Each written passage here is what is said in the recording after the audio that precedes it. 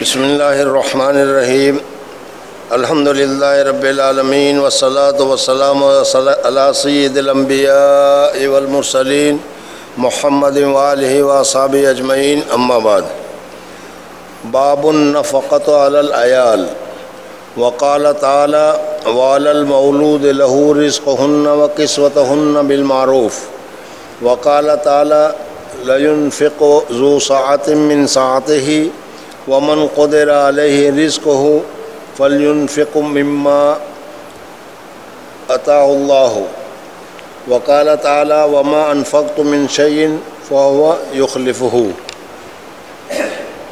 وعن ابی ہریرہ رضی اللہ تعالی عنہ قال قال رسول اللہ صلی اللہ علیہ وسلم دینار انفقتہ فی سبیل اللہ ودینار انفقتہ فی رقبۃ ودینار تصدقت به علی مسکین ودینار انفقتہ علی اہلک اعظمها اجرا الذی انفقتہ علی اہلک رواہ مسلم۔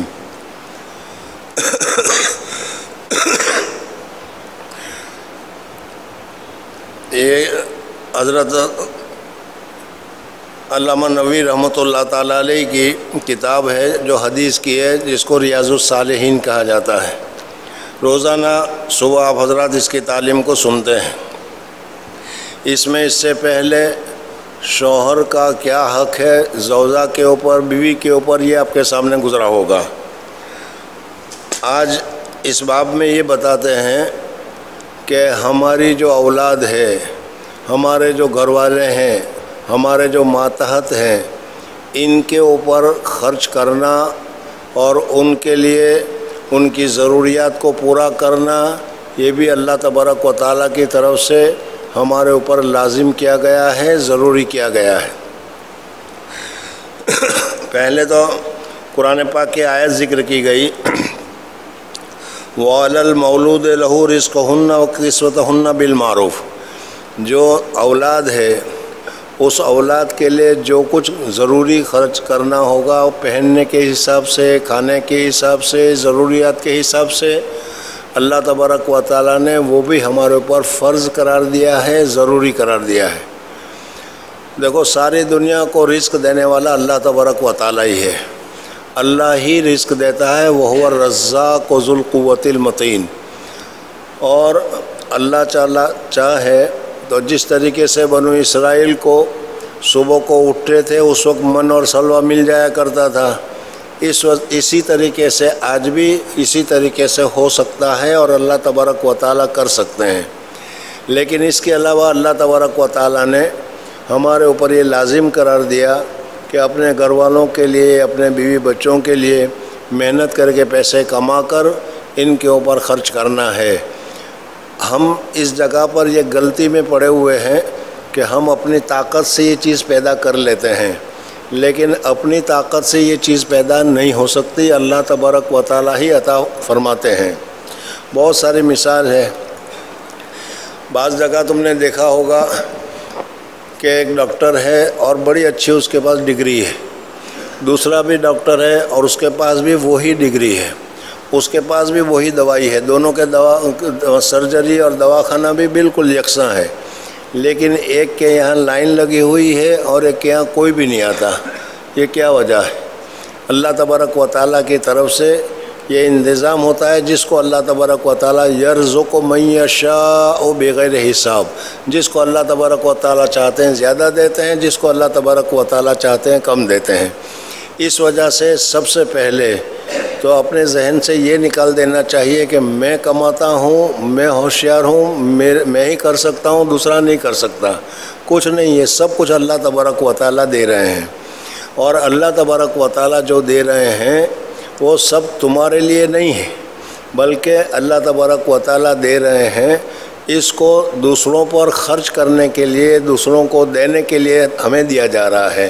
یہاں پر بھی ہماری یہی غلطی ہوتی ہے کہ یہ پیسے تو میں نے کمائے ہیں، کیوں دوں، کیوں زکوٰۃ دوں، کیوں صدقہ دوں، کیوں فلانے کو دوں، کیوں غریبوں کے محتاج کروں، یہ تو میرے پیسے ہیں، اور وہ جمع کرتا رہتا ہے۔ حالانکہ یہ بھی ہماری غلطی ہے۔ سب سے پہلے دیوبند گیا میں دارالافتاء کے سلسلے میں حضرت شیخ نے بھیجا، حضرت مفتی محمود صاحب نور اللہ مرکزوں کی خدمت میں۔ وہاں پر حضرت کے یہاں ایک پنکھا تھا، وہ خراب ہو گیا تھا۔ حضرت نے مجھے کہا کہ جب بھائی اس پنکھے کو ذرا درست کروانا ہے، ریپیئر کرانا ہے، اس کو ریپیئر کرا لو۔ میں نے کہا ٹھیک ہے۔ میں نے وہ پنکھا لیا اور بازار میں گیا، ریپیئر کرنے والے کے پاس گیا۔ کسی نے 10 روپے بتائے، کسی نے 15 روپے بتائے، کسی نے 20 روپے بتائے۔ بہرحال جو کچھ بھی تھا وہ پنکھا ریپیئر کرا کر میں لے کر آ گیا۔ چونکہ میرے ذہن میں جیسا کہ عامتاً ہوتا ہے کہ زیادہ پیسے لے لیے، تو آ کر میں نے کہا کہ اس نے تو بہت پیسے لیے، یہ تو تھوڑا سا کام تھا، 10 روپے میں بھی ہو جاتا تھا، اس نے 15 لے لیے، 15 میں ہو جاتا تھا، اس نے 20 لیے، جیسے عامتاً ہم لوگ کرتے ہیں۔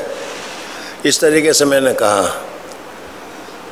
بزرگوں اور دوستو، حضرت مفتی صاحب نے جو اس وقت مجھے بات بتائی وہ آج بھی میرے ذہن میں۔ حضرت فرماتے ہیں کہ پیارے، اللہ تبارک و تعالیٰ جو ہمیں پیسے دیتے ہیں وہ سب ہمارے لیے نہیں ہیں۔ اللہ تبارک و تعالیٰ ہمارے واسطے سے دوسروں کو روزی پہنچاتے ہیں۔ اس میں 10 روپے دھوبی کے بھی ہیں، اس میں 10 روپے نائی کے بھی ہیں، اس میں فلانے کے بھی ہیں، فلانے کے بھی ہیں، فلانے کے بھی ہیں، فلانے کے بھی ہیں۔ مفتی صاحب نے مختصر جملے میں بہت بڑی بات ہمیں بتا دی، وہ ہمیں سمجھنی چاہیے کہ اللہ تبارک و تعالیٰ ہمیں جو روزی دے رہا ہے، ہم تو یہ سمجھتے ہیں کہ ہمارے باپ کا مال ہے، ہمارا حق ہے، کوئی اس میں سے کیوں لے، لیکن نہیں، اللہ تبارک و تعالیٰ نے ہمیں یہ دیا ہے، وہ دوسروں تک پہنچانے کے بھی لیے دیا ہے۔ اللہ تبارک و تعالیٰ اس میں غریبوں کا بھی حق رکھا ہے، مالداروں کا بھی حق رکھا ہے، صنائع اور کاریگروں کا بھی حق رکھا ہے۔ تو اسی طریقے سے جو اللہ تبارک و تعالیٰ نے ہمیں اولاد دی ہے، اس اولاد کی چونکہ اس وقت وہ کام کرنے پر، محنت کرنے پر قادر نہیں ہے، اس وجہ سے اس کی روزی اللہ تبارک و تعالیٰ ہمارے واسطے سے دے رہے ہیں۔ حدیث پاک میں بھی آتا ہے کہ بعض مرتبہ ضعیف اور کمزور لوگوں کی وجہ سے اللہ تبارک و تعالیٰ دیتے ہیں۔ حدیث ہے، اس کا مفہوم یہی ہے۔ حضرت شیخ نور اللہ مرکزو فرمایا کرتے تھے کہ میرے والد حضرت مولانا یحییٰ صاحب رحمۃ اللہ تعالیٰ علیہ، ان کا کتب خانہ تھا، وہ پڑھاتے بھی تھے اور کتب خانہ کا بھی کام کیا کرتے تھے۔ حضرت مولانا الیاس صاحب رحمۃ اللہ علیہ، جو بعد میں بہت ہی اونچے درجے کے شیخ بن گئے اور آپ حضرات اچھی طریقے سے ان کو جانتے ہیں، حضرت مولانا الیاس صاحب رحمۃ اللہ بچپن میں بہت ہی ضعیف، کمزور اور بہت ہی لاچار قسم کے بچے تھے۔ یہ حضرت مولانا یحییٰ صاحب کو ان کے جو دوست حضرات تھے وہ کہا کرتے تھے کہ لڑکا نکما ہے، کچھ کام کا نہیں، کچھ کام کاج میں نہیں آتا۔ تو حضرت فرماتے ہیں کہ میرے والد صاحب یہ جواب دیا کرتے تھے، ایسا مت کہو، اللہ تبارک و تعالیٰ جو یہ رزق دیتا ہے ان ضعفاء اور کمزوروں کی وجہ سے مجھے رزق دیتا ہے۔ تو بزرگوں اور دوستوں، ہمیں یہ سمجھنا چاہیے کہ ہمیں جو کچھ مال مل رہا ہے وہ ہماری محنت سے، ہمارے علم سے، ہماری طاقت سے، ہماری سمجھ سے ہم جتنا چاہیں لے لیں، یہ نہیں ہو سکتا۔ یہ نظریہ ہے، لیکن یہ نظریہ اللہ کے دشمنوں کا ہے، کافرین کا ہے، قارون کا ہے۔ قارون کے واقعے میں آپ نے سنا ہوگا کہ اس کے پاس کچھ نہیں تھا، دعا کہ اللہ تعالیٰ نے دینا شروع کیا، وہ کہنے لگا یہ تو میں نے اپنے علم سے اس کو حاصل کیا ہے۔ بہرحال خلاصہ یہ ہے کہ اللہ تبارک و تعالیٰ ہمیں جو رزق دے رہا ہے، اس رزق کو اپنے عیال کے اوپر، جن لوگوں کی ذمہ داری ہمارے اوپر ہے، ماں باپ کی ذمہ داری ہمارے اوپر ہے، بیوی کی ذمہ داری ہمارے اوپر ہے، بچوں کی ذمہ داری ہمارے اوپر ہے، نابالغ بچوں کی ذمہ داری ہمارے اوپر ہے، بالغ لڑکے اگر پڑھ رہے ہیں تو اس کی بھی ذمہ داری ہمارے اوپر ہے، ان کا کھانا پینے کا انتظام کرنا ہمارے لیے لازم اور ضروری ہے۔ قرآن پاک کی آیت میں انہی چیزوں کو ذکر کیا گیا۔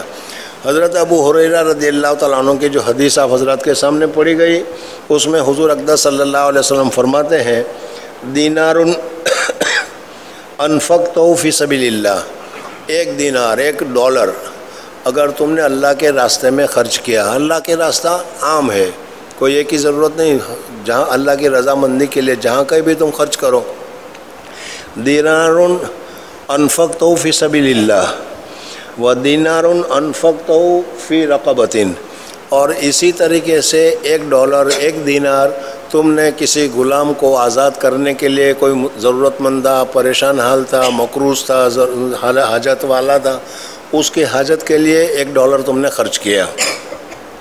وَدِينَارٌ تَصَدَّقْتَ بِهِ عَلَى مِسْكِين، اور اسی طریقے سے 1 دینار تم نے صدقہ کیا مسکین کے اوپر، ضرورت مند کے اوپر، غریب کے اوپر تم نے صدقہ کیا. وَدِينَارٌ أَنفَقْتَهُ عَلَى أَهْلِهِ، اور اسی طریقے سے 1 دینار تم نے اس کو خرچ کیا اپنے اہل و عیال کے اوپر، بیوی کے اوپر، بچوں کے اوپر. ہم لوگ بیوی بچوں کے اوپر خرچ کرتے ہیں اور کرنا بھی چاہیے، لیکن بہت کم اس وقت ہمارے دل میں یہ خیال ہوتا ہے کہ اس میں ہم کو ثواب مل رہا ہے. کوئی ثواب نہیں سمجھتا، اپنی بیوی کو، اپنے بچے کو ضرورت کے وقت دیتا ہے، دیتا بھی ہے، لیکن وہ یہ نہیں سمجھ رہا کہ میں اس کو جو دے رہا ہوں یہ اللہ کی رضامندی میں دے رہا ہوں، اللہ تبارک و تعالیٰ کے یہاں اس سے مجھے ثواب مل رہا ہے، اللہ تبارک و تعالیٰ مجھے راضی کر رہا ہے. اس وجہ سے ہمیں یہ بھی سمجھنا چاہیے کہ جو کچھ خرچ ہم اپنی بیوی کے اوپر، بچوں کے اوپر، گھر والوں کے اوپر کرتے ہیں ضروری، تو اس میں ہمیں صدقہ کرنے کا ثواب ملتا ہے. تو حدیث پاک میں بتایا گیا دینار انفقتہ علی اہلک. اب یہ حدیث میں 4 چیزیں بتائی گئی. دینار، 1 دینار اللہ کے راستے میں خرچ کیا، چندہ مانگنے والا آ گیا تم نے $1 دے دیا، کوئی بیچارہ غریب آ گیا اس کو $1 دے دیا، اور اسی طریقے سے کوئی مجبور تھا، اس کی ضرورت تھی، اس کے لیے $1 دے دیا، اور $1 اپنی بیوی بچوں کی ضرورت میں روزہ افطار کرنے میں، سحری کرنے میں خرچ کیا. ہم یہ سمجھتے ہیں کہ جو پیسہ ہم نے فی سبیل چندے میں دیا ہے اس کا ثواب ملا، باقی اس کے علاوہ دوسرا میں ہمیں ثواب نہیں ملا، ہم یہ سمجھ رہے ہیں. میں تو یہی سمجھ رہا ہوں، حدیث سے بھی یہی معلوم ہوتا ہے کہ اللہ کے راستے چندے میں دو تو آدمی سمجھے گا کہ اس میں مجھے ثواب ملے گا. کسی کو دوسرے کو مدد کرو تو اس میں سمجھے گا کہ دوست ہے، ساتھی ہے، اس کی مدد کر دی، چلو ثواب ہو یا نہ ہو، ثواب کی طرف دھیان بھی نہیں جاتا. اب اس میں یہ دیکھو کہ ان 4 چیزوں میں حضور اقدس صلی اللہ علیہ وسلم فرماتے ہیں کہ ان میں جو پیسے تم نے اپنی بیوی کی ضرورت میں خرچ کیے، جو پیسے تم نے اپنی بچوں کی ضرورت میں خرچ کیے، سب سے زیادہ ثواب اس پیسے میں جو تم نے اپنی بیوی پر خرچ کیے. اس سے جو گھروں میں بیٹھ کر سن رہی ہو وہ یہ نہ سمجھ لیں جاتے کہ دیکھو مفتیٰ نے ابھی بتایا کہ ہمارے اوپر خرچ کرو. جائز چیزوں پر خرچ کرنا اس سے مراد ہے، ناجائز چیزوں کا حکم کرنا کہ ٹی وی میں خرچ کرو اور فلانے میں خرچ کرو، نئے نئے کپڑوں میں خرچ کرو، اس میں ثواب نہیں، بلکہ اس کا گناہ اس کو بھی ہوگا اور ہمیں بھی ہوگا. اس وجہ سے اس حدیث میں بتایا گیا دینار انفقتہ علی اہلک، 1 دینار جو تم نے خرچ کیا اپنے اہل و عیال کے اوپر، اعظمھا اجراً، اجر کے اعتبار سے، ثواب کے اعتبار سے سب سے زیادہ ہے. اس وجہ سے اگر ہم یہ سمجھ رہے ہیں کہ اپنی بیوی پر خرچ کرنے کی وجہ سے، اپنے بچے پر، جن لوگوں کا نان و نفقہ، جن لوگوں کا خرچہ ہمارے اوپر ہے، ان میں خرچ کرنے میں ہمیں کوئی ثواب نہیں ملتا، یہ بات صحیح نہیں ہے. اللہ کی رضامندی کے لیے، اللہ کے خوش کرنے کے لیے اگر ہم اپنی بیوی کے اوپر خرچ کرتے ہیں تو اس میں بھی ہمیں ثواب ملے گا. ایک اور واقعہ ایک دم یاد آ گیا، اور وہ یہ کہ میں ڈابیل میں تھا، دارالفتہ میں بیٹھا ہوا تھا، کوئی جھگڑا آیا تھا میاں بیوی کے درمیان لڑائی کا. اس میں بیوی نے مقدمہ دائر کیا تھا کہ یہ مجھے گھر خرچ کے پیسے بھی نہیں دیتا. بہت سارے ہوں گے اس میں بھی، سمجھ میں آئے نہیں. وہ کہتے ہیں مجھے گھر خرچ کے لیے بھی کچھ نہیں دیتا، اس وجہ سے میں پریشان ہوں اور مجھے طلاق چاہیے. اس آدمی کو بلایا کہ بھئی دیکھو تمہاری بیوی تمہارے اوپر اشکال کر رہی ہے کہ تم گھر خرچ کے پیسے نہیں دیتے. ہوتا ہے نا کہ ہر ایک آدمی اپنی بیوی کے لیے جب صبح دکان پر جا رہا ہو، ضرورت میں جا رہا تو مانگتے کہ بھائی خرچ کے لیے پیسے دے جاؤ، وہ دیتا نہیں تھا. تو میں نے کہا یہ تمہارے اوپر ضروری ہے، دینا چاہیے. تو کہا نہیں میرے اوپر کوئی ضروری نہیں. میں نے کہا نکاح کرتے وقت تم نے ذمہ داری قبول کی تھی کہ نہیں؟ تو کہ نہیں میں نے تو صرف نکاح کیا تھا، کوئی ذمہ داری قبول نہیں کی تھی. تو میں نے کہا جس وقت تم نے کہا تھا، اس نے کہا کہ میں نے اس کو بیوی بنا کر قبول کیا، کہا تھا کہ نہیں؟ کہا کہ یہ تو کہا تھا، بیوی بنا کر نکاح کیا تھا میں نے۔ کہہ رہا اسی لفظ میں یہ آ گیا کہ اس کی اب ساری ذمہ داری، اس کا سارا خرچہ، اس کا سارا نفقہ اب میں اپنے اوپر لیتا ہوں، یہ میرے ذمہ لازم اور ضروری ہے۔ بزرگوں اور دوستوں، اس حدیث میں حضور اقدس صلی اللہ علیہ وسلم نے ہمیں بتایا کہ اپنے بیوی بچوں کی واجبی، لازمی، صحیح ضرورتوں میں جو کچھ ہم خرچ کریں گے اس میں صدقہ سے بھی زیادہ ثواب ہمیں ملے گا۔ اللہ تبارک و تعالی مجھے اور آپ حضرات کو اس پر عمل کرنے کی سعادت اور توفیق نصیب فرمائے۔ سبحان اللہ و بحمدہ، سبحانک اللہم و بحمدک، نشہد ان لا الہ الا انت، نستغفرک و نتوب الیک۔